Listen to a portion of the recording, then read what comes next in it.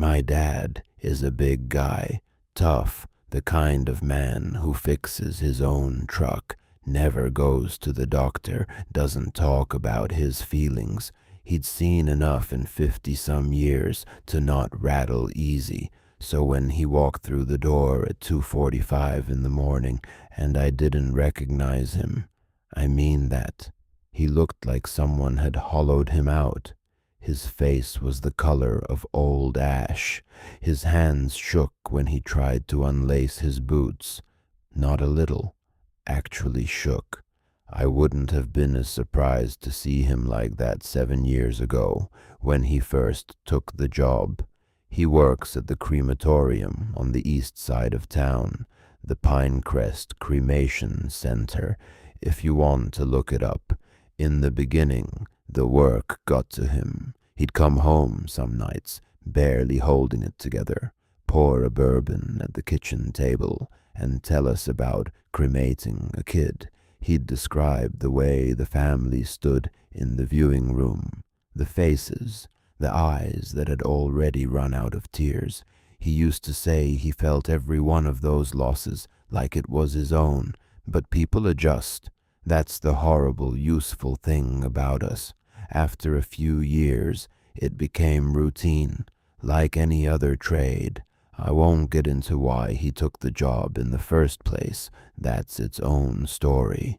What matters is that by the time any of this happened, he was a seasoned professional who hadn't lost sleep over work in years. So he walks in at 2:45 a.m. looking like a ghost, and I'm still up on the couch. Dad, what happened? He barely glanced at me, got his boots off, walked straight to the kitchen without a word. Everything's fine, he said. Long night. I followed him. Work stuff? He opened the fridge, pulled out a bottle of Jim Beam he keeps on the bottom shelf, and poured a full glass. Not a shot, a glass. I want to be clear about what that meant. He almost never drank after work anymore. Mom and I both knew that if he came home and went straight for the bottle, something had actually gone wrong. Sure enough, she appeared in the kitchen doorway about 30 seconds later, half asleep, hair everywhere, the look on her face already shifting from groggy to worried the moment she saw him. Ray, what's going on? He sat down at the table. He wanted to tell us. You could see it, but he didn't know how to start. His eyes kept drifting to different corners of the room, not like he was thinking, more like he was checking. Mom saw the bottle. She pulled out a chair and sat down across from him. Tell us. And he did. Woman called ahead. Everything by the book, scheduled over the phone, paperwork in order, the whole thing. She came in that morning to go over the arrangements. My manager pulled me aside, said, go talk to her. I won't pretend I paid a lot of attention to the mother at first. What got to me was the girl, young, maybe mid-20s, should have had decades left. It gets you sometimes, no matter how long you've been doing this. But the mother, she was off. Hard to explain. She kept pushing us to move faster, kept asking what it would take to get the process started right now. I explained that we had to wait on the paperwork, that I was just the equipment operator. I don't call the shots on timing. She didn't want to hear it. At one point, she tried to hand me cash under the table to jump the line. I said no, twice. Third time I said no, she looked at me, and I don't know how else to say this. She looked at me like I'd personally destroyed her life, like I was the worst thing that had ever happened to her. Then she turned around and walked out, slammed the door hard enough to rattle the light fixture. My buddy Gary, who works the other retort with me, just watched her go and shook his head. We figured that was that, forgot about her, went back to work. Couple hours later, our manager, Don, came through and said the paperwork was all squared away. They'd be delivering the body by evening. Gary asked if there'd be a viewing, a service, any kind of ceremony. Don said no, straight to cremation. Fine, we'd seen that before. They brought the coffin around 6 p.m., and I'm using that word loosely. It was a pine box, not even a proper casket. The kind of thing you'd nail together from scraps in an afternoon. 7 years on the job, and yeah, I've seen worse.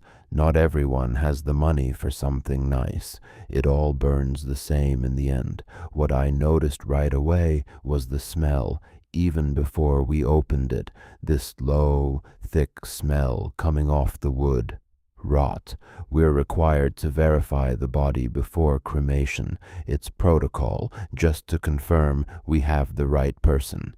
The box was sealed tight, nails every few inches. I turned to the woman who had come back for the delivery. "Ma'am, I need to open this. Standard procedure. You are welcome to take a moment to say goodbye while we get set up." "We already said our goodbyes," she said, fast, like she'd been waiting for me to ask. The way she said it, the way the whole thing felt, like she was trying to get rid of something, not like a grieving mother, like someone with a problem they needed solved. I kept my mouth shut, not my place to ask questions. Don had signed off. The paperwork was clean, time to do the job. Gary found the pry bar and we started working the nails, slow going. Whoever hammered these in wasn't messing around. The more we opened the lid, the stronger it got. That smell. "Is she already turning?" Gary muttered. "Smells like it." We got the last nail out and lifted the lid. Young woman.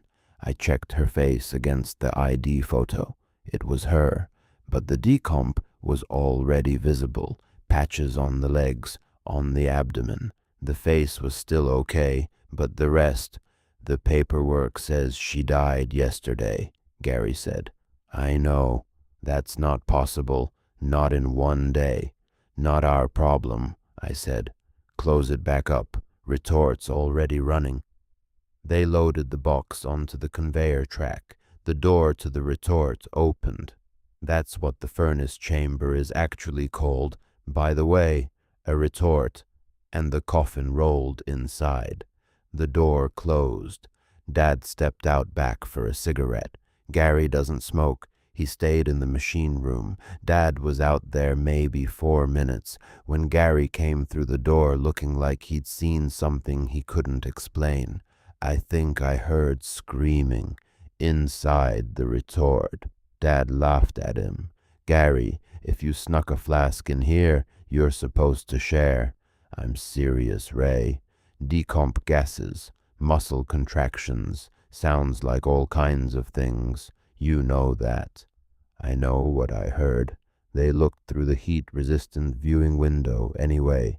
The coffin was in there, charred, but the fire was out, not smoldering down naturally, just out. And on the control panel, the red automatic shutoff indicator was lit. The system had killed the gas. Dad had never seen that happen in 7 years. He ran diagnostics, reset the system, restarted the retort. Everything came back online. The burners fired. He chalked it up to a fluke. Old equipment. One bad day. Less than 5 minutes later, it happened again. They pulled the box out, ran the retort empty, worked perfectly, reloaded the coffin, sent it back in. This time Dad stayed at the window. The flames reached the wooden box, caught, spread to the body. That's when he saw the hand move, just a twitch, barely there.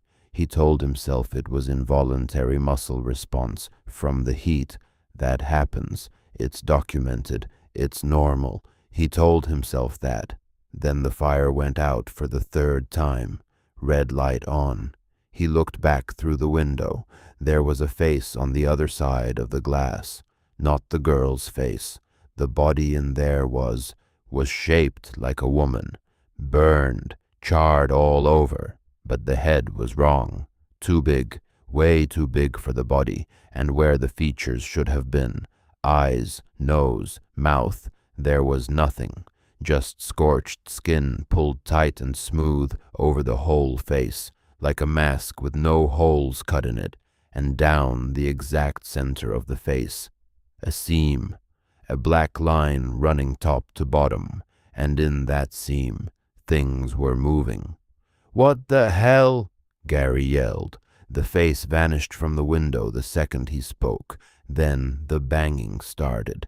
Heavy, rhythmic, something inside that sealed steel chamber was hitting the walls. Hard. "Turn it back on!" Gary was already at the panel. "Ray, turn it on right now!" Dad said his brain just stopped, completely offline. He stood there and watched Gary slam the ignition. The retort fired, and then a sound came out of that machine that I can't make you understand. Dad said, "Imagine a locomotive, that deep mechanical howl, but layered underneath it, hundreds of voices, human voices, maybe more, all screaming at once, at different pitches, and none of them sounding quite like pain, more like rage." "Why didn't you just run?" Mom asked. Dad shook his head. "You freeze. Your body won't move. I don't know if it was just shock, or if something in that room wouldn't let us. I really don't know." He poured another glass, continued. "We did run, eventually. What broke us loose was when the viewing window cracked. Everyone else had gone home by then. It was just me and Gary. We sprinted out of the machine room and down the main corridor. I looked back. Shouldn't have. It was standing in the hallway behind us. It had gotten out of the retort. I have no idea how. Those walls are 8 inches of reinforced steel and refractory brick. The door weighs 400 pounds. None of that matters, apparently. We hit the front doors. Locked. Ran for the side exit. Locked too. Gary was coming apart by this point, pacing in circles. Couldn't get a full sentence out. "Where are the keys, Gary? Who locked up?" "Machine room," he finally said.